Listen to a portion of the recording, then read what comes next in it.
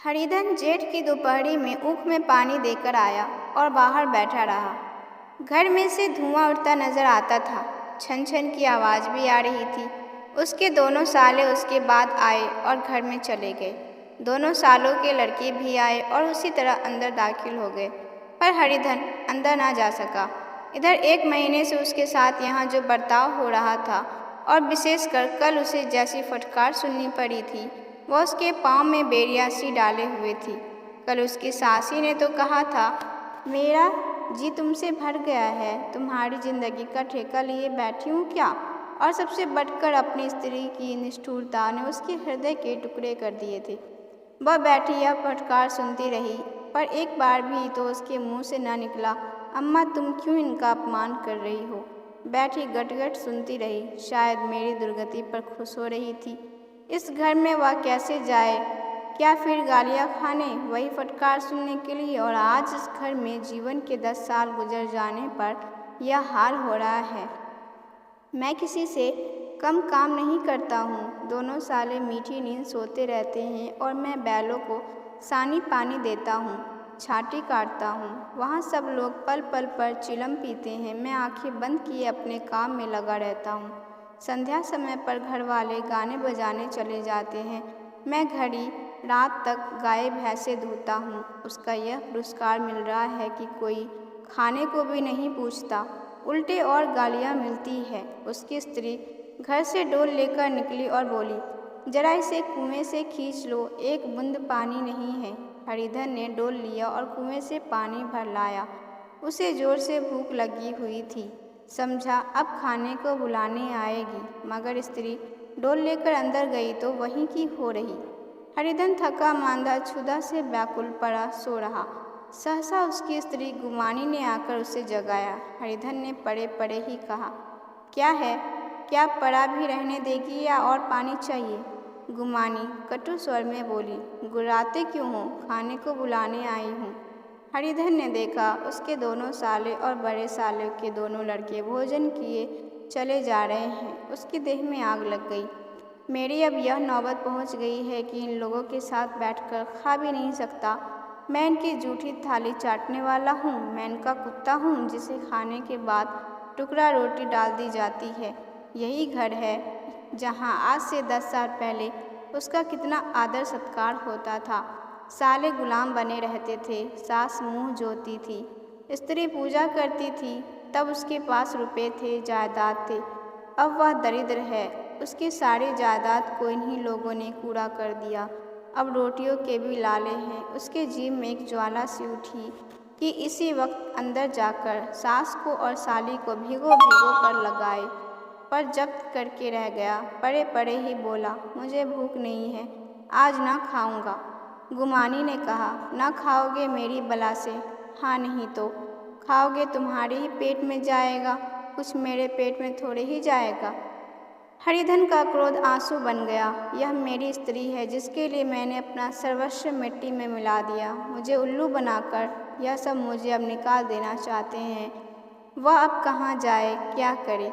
उसकी सास आकर बोली, चलकर खा क्यों नहीं लेते जी, रूठते किस पर हो। यहाँ तुम्हारे नखरे सहने का किसी में बूता नहीं है। जो देते हैं वह मत देना, और क्या करोगे, तुमसे बेटी ब्याई है, कुछ तुम्हारी जिंदगी का ठेका नहीं लिया है।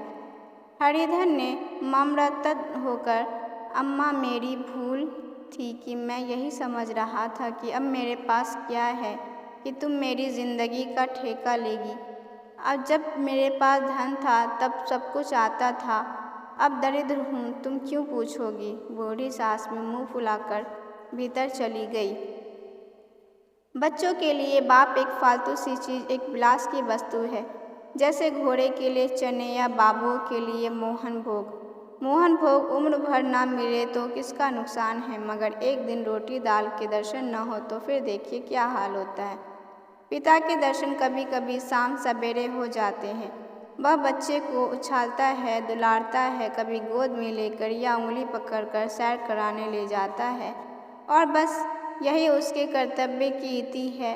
वह परदेश चला जाए, बच्चे की परवाह नहीं होती, लेकिन माँ तो बच्चों का सर्वस्व है। बालक 1 मिनट के लिए भी उसका वियोग नहीं सह सकता। पिता कोई हो उसे परवाह नहीं, केवल एक उछालने कूदाने वाले आदमी होना चाहिए। लेकिन माता तो अपनी होनी चाहिए, 16 आने अपनी, वही रूप, वही रंग, वही प्यार, वही सब कुछ। वह अगर नहीं है तो बालक के जीवन का स्रोत मानो सूख जाता है। फिर वह शिव की नंदी है, पर फूल या जल चढ़ाना लाजमी नहीं, अख्तियारी है। हरिधन की माता का आज 10 साल हुए देहांत हो गया। उस वक्त उसका विवाह हो चुका था। वह 16 साल का कुमार था, पर माँ के मरते ही उसे मालूम हुआ कि मैं कितना निस्सहाय हूँ, जैसे उस घर पर उसका अधिकार ही ना रहा हो। बहनों के विवाह हो चुके थे, भाई दूसरा न था। बेचारा अकेले घर में जाने से भी डरता था। माँ के लिए रोता था, पर माँ की परछाई से डरता था, जिस कोठरी में उसने देह त्याग किया था उधर आंखें तक न उठाता। घर में एक बुआ थी, वह हरिधन को बहुत दुलार करती थी। हरिधन को अब दूध ज़्यादा मिलता, काम भी कम करना पड़ता। बुआ बार बार पूछती, बेटा कुछ खाओगे? आप बाप भी उसे अब पहले से ज़्यादा प्यार करते। उसके लिए अलग से एक गाय मंगवा दी।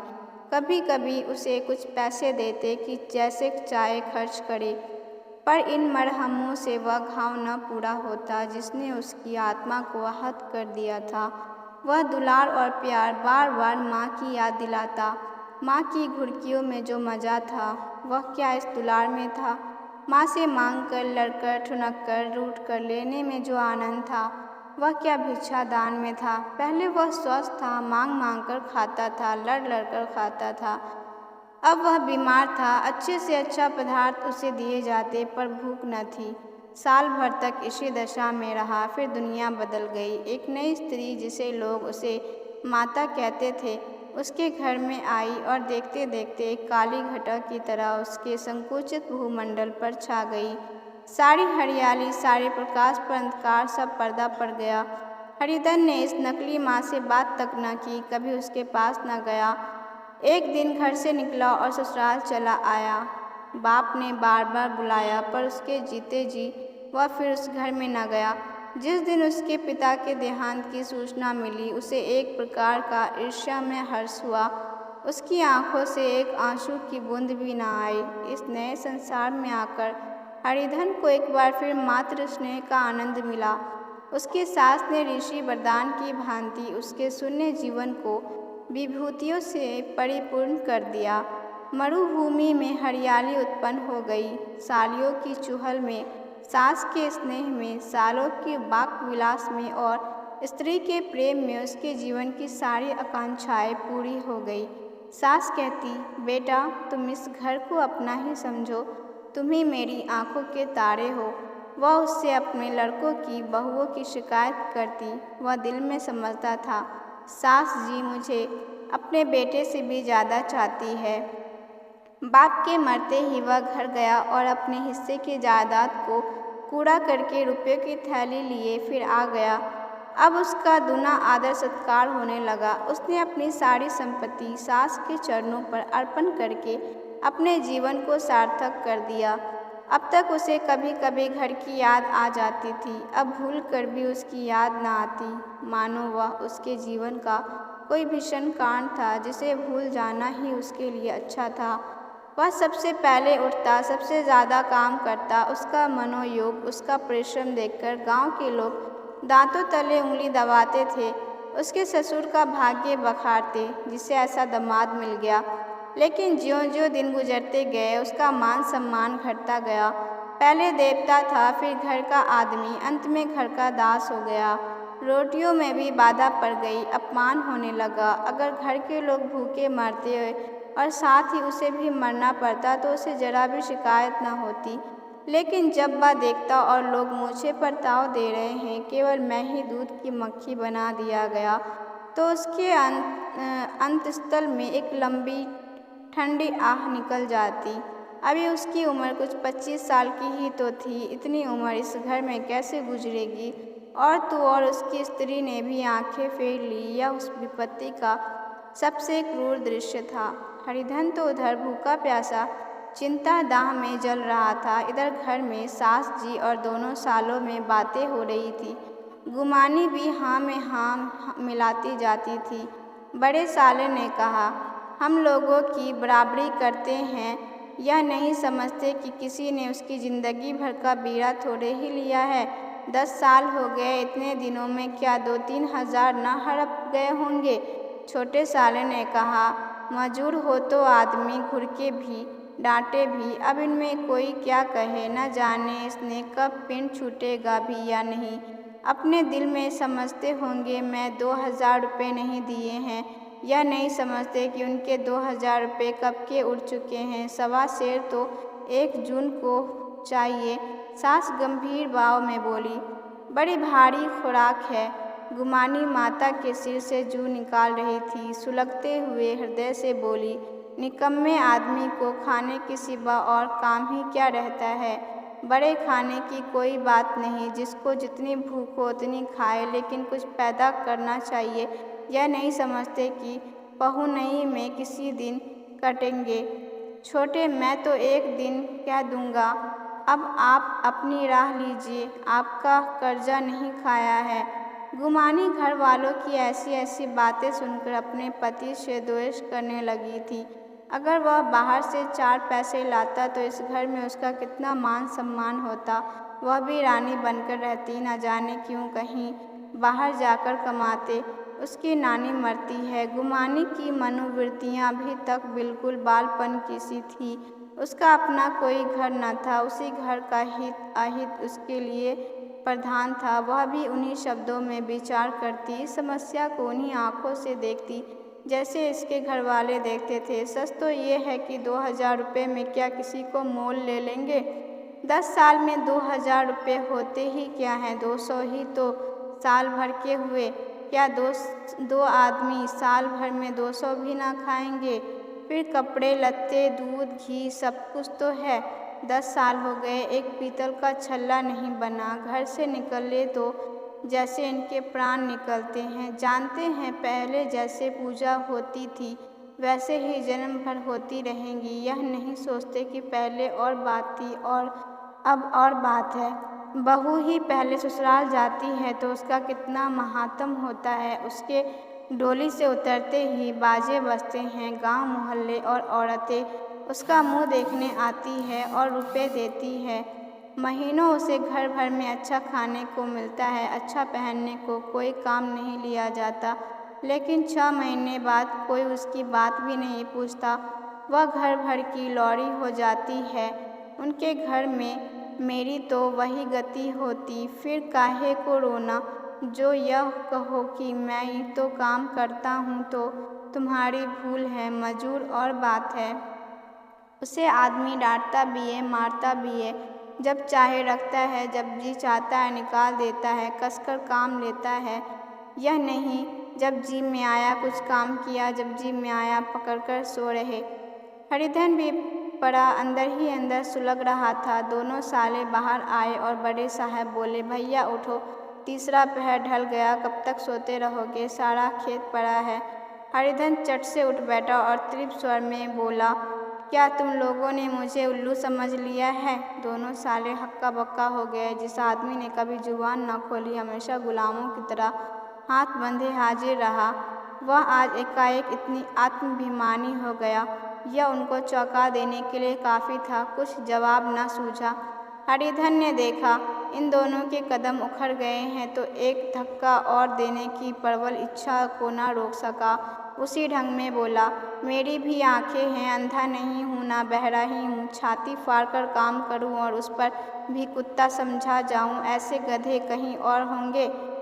अब बड़े साले भी गरम पड़े, तुम्हें किसी ने यहाँ बांध तो नहीं रखा है? अब की हरिधन लाजवाब हुआ, कोई बात न सूझी। बड़े ने फिर उसी ढंग में कहा, अगर तुम यह चाहे तो जन्म भर पाहुने बने रहो और तुम्हारा वैसा ही आदर सत्कार होता रहेगा, तो हमारे बस की बात नहीं है। हरिधन ने आंखें निकाल कर कहा, क्या मैं तुम लोगों से कम काम करता हूँ? बड़े, यह कौन कहता है? हरिधन, तो तुम्हारे घर की यह नीति है कि जो सबसे ज़्यादा काम करे वही भूखे मारा जाए। बड़े, तुम खुद खाने नहीं गए, क्या कोई तुम्हारे मुँह में कौर डाल देता? हरिधन ने होठ चबाकर कहा, मैं खुद खाने नहीं गया, कहते तुम्हें लाज नहीं आती? नहीं आती थी बहन तुम्हें बुलाने। हरिधन की आंखों में खून उतर आया, दांत पीसकर रह गया। छोटे साले ने कहा, अम्मा भी आई थी, तुमने कह दिया मुझे भूख नहीं है तो क्या करती। सास भीतर से लपकी चली आ रही थी। यह बात सुनकर बोली, कितना कहकर हार गई, कोई उठे ना तो मैं क्या करूं। हरिधन ने विष, खून और आग से भरे हुए स्वर में कहा, मैं तुम्हारे लड़कों का जूठा खाने के लिए हूँ। मैं कुत्ता हूँ कि तुम लोग खाकर मेरे सामने रूखी रोटी का टुकड़ा फेंक दो। बुढ़िया ने ऐंठकर कहा, तो क्या तुम लड़कों की बराबरी करोगे। हरिधन परास्त हो गया। बुढ़िया के एक ही वाक्य प्रहार ने उसका काम तमाम कर दिया। उसकी तनी हुई भौहें ढीली पड़ गई, आंखों की आग बुझ गई, फड़कते हुए नथने शांत हो गए। किसी आहत मनुष्य की भांति वह जमीन पर गिर पड़ा।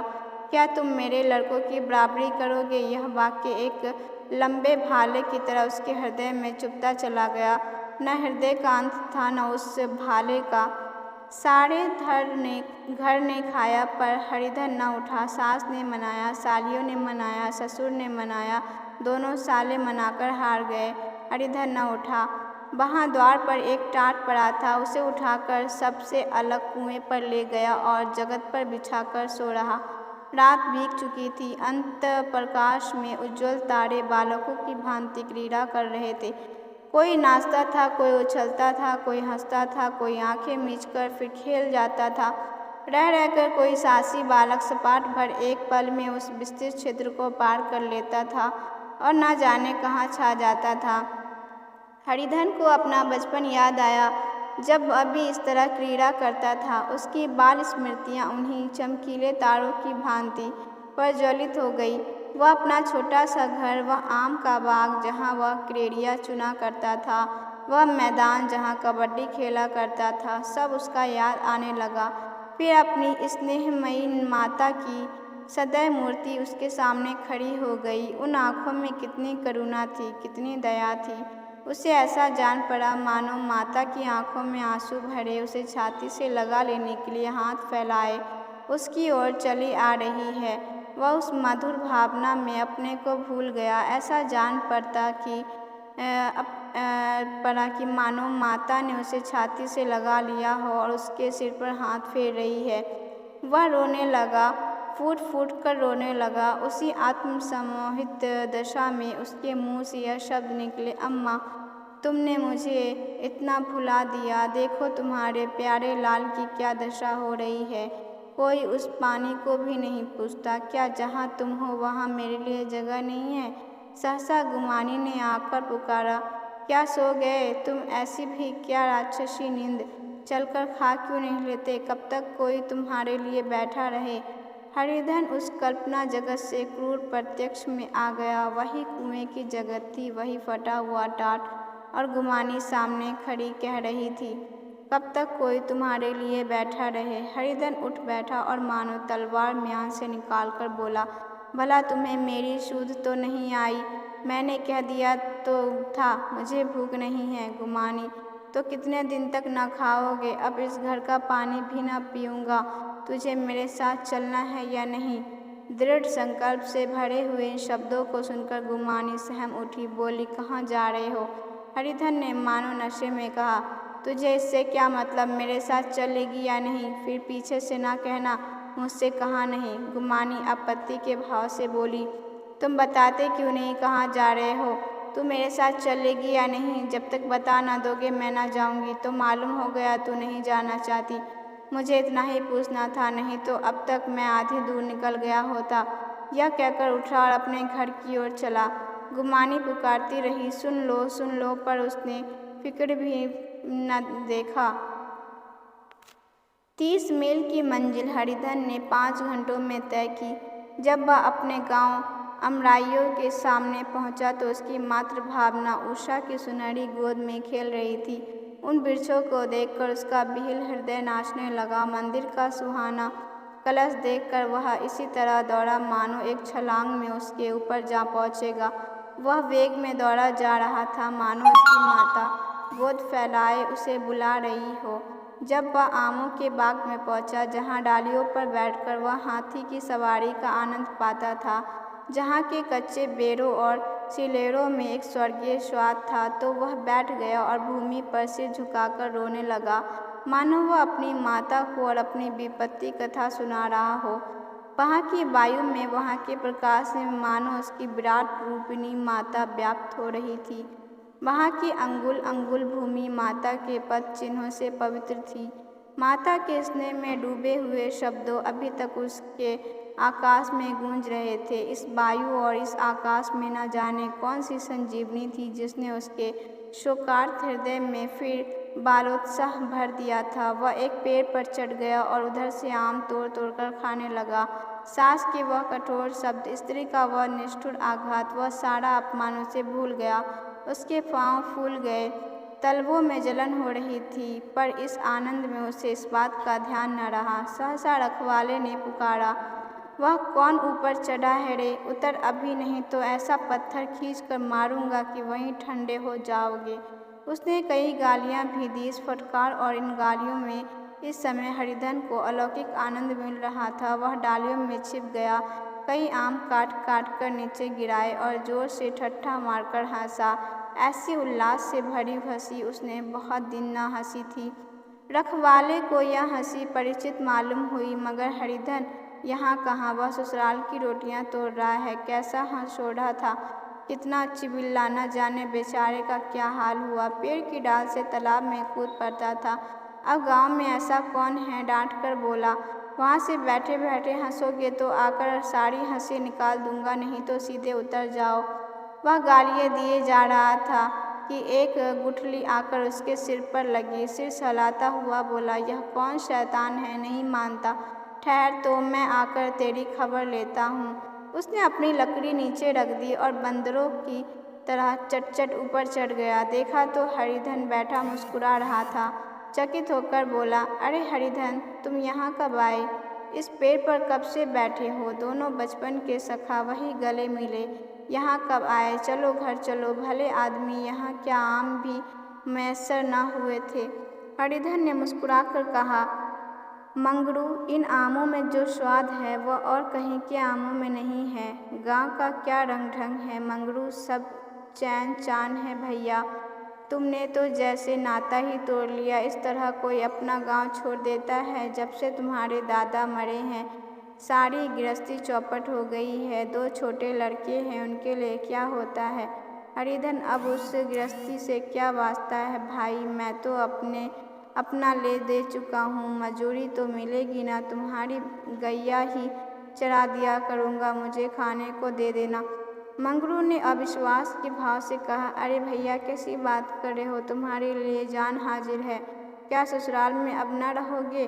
कोई चिंता नहीं, पहले तो तुम्हारा घर ही है, उसे संभालो। छोटे छोटे बच्चे हैं, इनको पालो। तुम नई अम्मा के से नाहक डरते थे, वह बड़ी सीधी है बेचारी, बस अपनी माँ समझो। तुम्हें पाकर तो निहाल हो जाएगी। अच्छा, घरवाली को भी तो लाओगे? हरिधन, उसका अब मुँह न देखूंगा, मेरे लिए वह मर गई। मंगरू, तो दूसरी सगाई हो जाएगी। अब की ऐसी मोहरिया ढूंढूंगी कि उसके पैर धो धो कर पियोगे। लेकिन कहीं पहले भी आ गई तो हरिधन, वह न आएगी। हरिधन अपने घर पहुंचा तो दोनों भाई भैया भैया आए कहकर भीतर दौड़े और माँ को खबर दी। उस घर में कदम रखते ही हरिधन को ऐसी शांत महिमा का अनुभव हुआ, मानो वह अपनी माँ की गोद में बैठा हुआ है।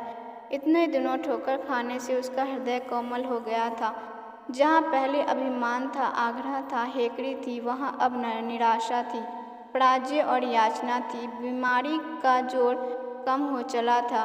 अब मामूली दवा भी असर कर सकती थी। किले की दीवार छिद चुकी थी, अब उसमें घुस जाना असाध्य न था। वही घर जिसे वह एक दिन विरक्त हो गया था, अब गोद फैलाए उसे आश्रय देने को तैयार था। हरिधन का निर्बलम मन यह आश्रय पाकर मानो तृप्त हो गया। शाम को भी माता ने कहा, बेटा तुम घर आ गए, हमारे धन्य भाग, अब इन बच्चों को पालो। माँ की नाता ना सही, बाप का नाता तो है। मुझे एक रोटी दे देना, खाकर एक कोने में पड़ी रहूँगी। तुम्हारी अम्मा से मेरी बहन का नाता है, उस नाते से तुम मेरे लड़के होते हो। हरिधन ने मात्र बिहिल आँखों से भी माता के रूप में अपनी माता के दर्शन किए। घर के एक कोने में मातृ स्मृतियों की छटा चांदनी की भांति छिटकी हुई थी। विमाता का प्रौढ़ मुखमंडल भी उसी छटा से रंजित था। दूसरे दिन हरिधन फिर कंधे पर हल रखकर खेत में चला। उसके मुख पर उल्लास था, आंखों में गर्व। वह अब किसी का आश्रित नहीं, आश्रयदाता था, किसी के द्वार का भिक्षुक नहीं, घर का रक्षक था। एक दिन उसने सुना, गुमानी ने दूसरा घर कर लिया। माँ ने बोला, तुमने सुना काकी, गुमानी ने घर कर लिया। काकी ने कहा, घर क्या कर लेगी, ठट्टा है। बिरादरी में ऐसा अंधेर, पंचायत नहीं है, अदालत तो है। हरिधन ने कहा, नहीं काकी, बहुत अच्छा हुआ। ला महावीर जी को लड्डू चढ़ाऊं। मैं तो डर रहा था कहीं मेरे गले ना आ पड़े। भगवान ने मेरी सुन ली। मैं वहाँ से यही ठान कर चला था, अब उसका मुख ना देखूं।